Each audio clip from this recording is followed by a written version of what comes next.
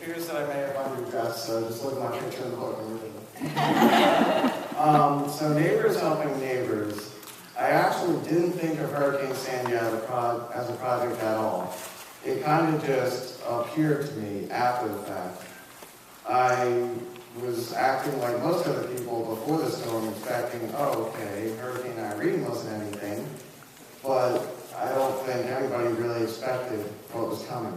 I was actually at my house having a party the day before the hurricane came, which is not a smart idea, but the morning of the storm, I got a phone call asking me to come into the Red Cross chapter and answer some phone calls.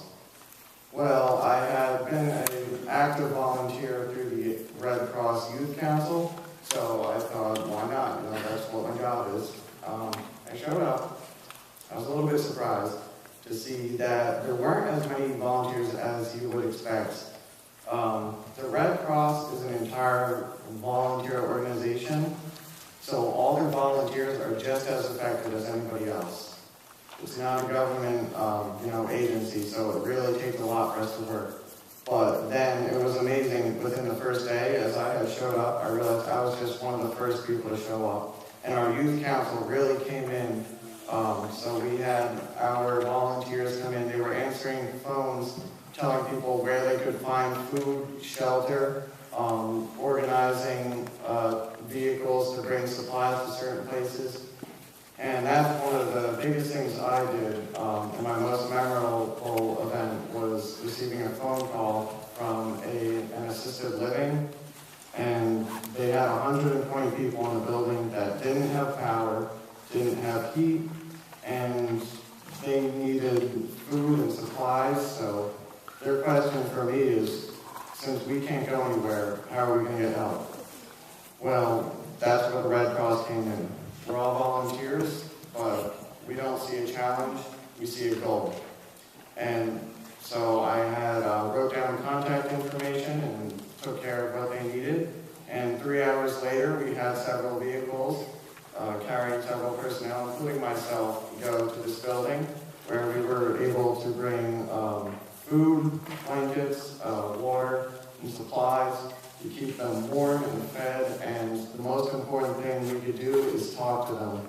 And in a situation like Hurricane Sandy, where everybody's infected, it really takes a mental toll on them. So we were able to really have neighbors helping neighbors. I'm just a 14-year-old student, you know. I've been trumped already by so many groups here.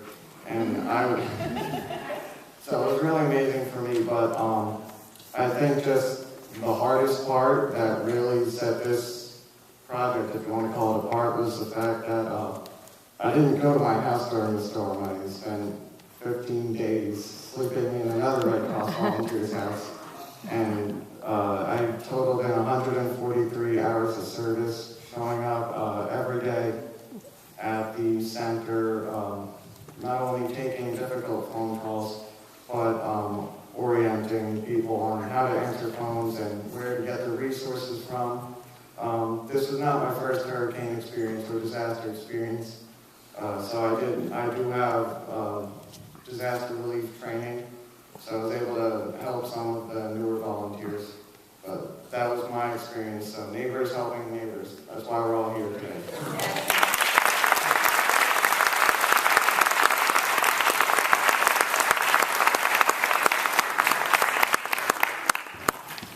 Rowena was saying she could use him in her office, answering phones.